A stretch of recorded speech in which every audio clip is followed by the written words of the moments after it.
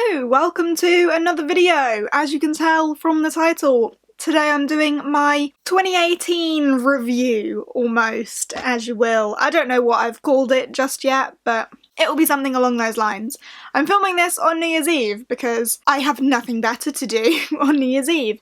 It's actually my mum's birthday today, and I was planning on spending some time with her, but she's not here. So here I am instead, filming this. And it seems like the perfect time to do so because it is the end of the year. I'm definitely not going to read anything else before midnight. It's like 6 o'clock now. So let's just crack on with it. I am in the process of eating tiny Christmas chocolates. So sorry about that. 2018 review. It's been a year, hasn't it? And for me, it's been an up and down year. It's been good in some respects, but I've definitely had a couple of bad moments. Obviously, I had a whole period in the summer where I was just completely not myself, didn't upload, didn't read, anything like that, but also just my personal life was a bit shit at that point. But we've moved past that, we've got on, we've ploughed through, that's been and gone. Again, I had a bit of a slump November time, didn't read a thing in November, bit slumpy then, but that was just reading slump, like there was no other reason to that. But somehow, despite literally having possibly 4 months of the year not reading anything, I managed to hit my goal of 60 books this year, and not only hit it, but surpass it by 2. So I finished my year on 62 books. Now, of course, Goodreads do this my year in books thing, so I'm just gonna flick through that quickly. I read a total of 18,721 pages across 62 books this year. That's pretty good. Last year my goal was 50 and I hit 54. This year I set it to 60 and I set 62, so next year I'll probably up it to 70. I say next year, like in a few moments when I set my goal, I will probably set it to 70. Right, the shortest book of the year that I read was Giant Days Volume 4 with 112 pages, and that was actually a very recent read of mine. I read a few of Giant Days at the beginning of the year and then kind of just didn't read any of them, and then the other day was like, hey, I fancy Volume 4, so I read Volume 4 of Giant Days the other day. I really like that series. I'm not into contemporaries, but there's something about Giant Days. Maybe it's the comic format of this contemporary novel. It's about these 3 girls at university and just their life and what happened to them in university. And I think it's funny. I like it. It's chilled. It's completely non-committal, but I do really like that. So yeah, cracker for my shortest book. Lovely. My longest book of the year was Days of Blood and Starlight by Laini Taylor at 529 pages. And that was also a cracker of a book. I actually haven't finished Dreams of Gods and Monsters still.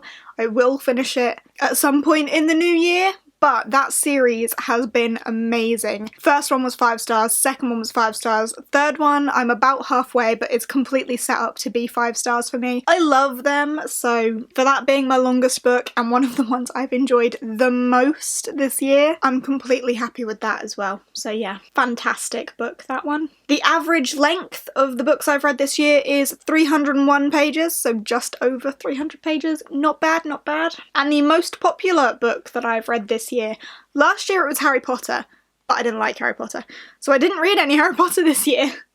And I moved on to reading Percy Jackson, apparently, because Percy Jackson and the Sea of Monsters was my most popular book of the year, with over 725,000 people reading it this year. I still haven't finished that series. I should probably do that, but those books are so good for readathons because they're quick and they fill prompts quite easily, I find. Anyway, the least popular book I read this year was Frostfire by Jamie Smith, and only 22 other people read that book this year on Goodreads. So yeah, that was a good book as well. I liked that one. More people should read it. Read Frostfire by Jamie Smith. I quite enjoyed it. It's a polar fantasy. My average rating for 2018 was 3.6 stars, which feels about right. I feel like I gave a lot of books 4 stars this year, especially because I was so strict on my 5-star rating, so I feel like a lot of books that I would have maybe rated 5 stars in previous years, I kind of reined in on how generous I was with that, so I feel like that does reflect the fact that I've pulled down on the 4 stars. But I was also reading, I DNF'd a lot more books this year than usual, so I don't want to say I read a lot of bad books, but I feel like I rated a lot more negatively in this year, so that does reflect, I think. But definitely I think my heaviest rating was probably a 4-star, so 3.6 as an average seems about right to me. And the highest rated on Goodreads was The Hate You Give by Angie Thomas, which seems fair. Everyone read and loved that book. I gave it 4 stars, I think. There we go, just reflecting that everything I give 4 stars to. But yeah, that's that. My first review of the year was Because You Love to Hate Me, and my last review of the year was The Dreadful Tale of Prosper Redding. I said I was going to actually write more reviews this year, and I did write more than I would have last year, but I definitely didn't write as many as I would have liked to. So perhaps I should work on that for my Goodreads next year and actually rate more books, like not rate, review more books and actually write out my thoughts. Because I went through a period, like I did with Witchborn and Vicious and House with Chicken Legs and Sky in the Deep. I wrote reviews and then I just stopped. But I think that was when the slump hit. I think it might have been. Interesting.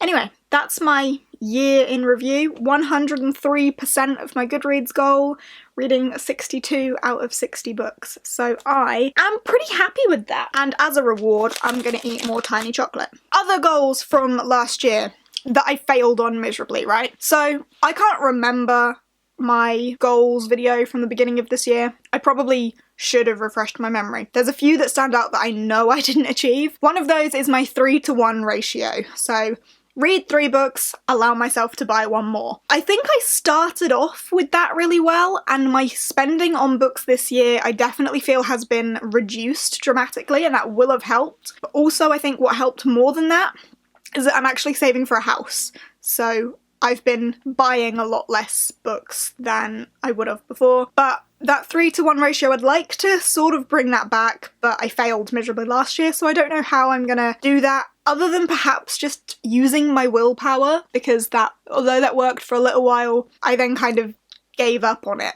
Or forgot about it. I might have forgotten about it, because I think I got a load of vouchers, and I was like, vouchers don't count, and then I just kind of forgot, because vouchers didn't count, because that was just a restriction on my money. Yeah, that failed. Another one that I failed at was, I said I was going to read a book from each shelf each month so that I would get through some of the books that I wouldn't have otherwise got to. I'm saying that failed because I forgot about it. I forgot to do it. I may have done it without realising, just through the months read something different off each shelf. I might have, but I didn't consciously do it, so that failed as well. But I feel like I have definitely whittled down my overall TBR. About mid-year I did count them all and I had 115 unread books. That's a lot of books that I haven't read, but that doesn't intimidate me like I feel it does for a lot of people. I think a lot of people are kind of scared of their big number TBR. I'm not. I like to have a large variety, and I would hate to whittle that down to like 10 because that would then make me feel uncomfortable, because I like to have the choice and be able to pick what I fancy in that moment. So I'm happy with the state of my TBR at the moment. I wouldn't mind adding to it, I wouldn't mind reducing it, but I'm pretty happy with the state of my shelves, the state of my reading habits and my buying habits. I'm kind of okay with it because, as I said, my purchasing definitely decreased this year, and my reading, as I read 62 books instead of the 54 before, my reading's obviously increased as well. And I had a 4-month reading slump, so we can only pray that next year's gonna be even better. So yeah, in review, the slumps were awful. The upload schedule absolutely went to shit because I had those slumps, and it wasn't just reading slumps. In the summer I obviously had a big life slump, video slump, reading slump, everything slump, but we're moving on and moving past that, as I said. So it's been a year, but I'm pretty happy with how I'm closing it, so yeah. I think that'll do for this. I hope you're all happy with the state of your year as well, and if you're not, hey, there's a new one literally right now. So let's go, smash it, yeah. And my camera battery is flashing just as I'm running out of things to say, so I'm gonna stop for now. I will of course follow this up with a goals for 2019 video. You'll see that sometime pretty soon, I'm sure. So yeah, happy new year. See you in the next one. Bye!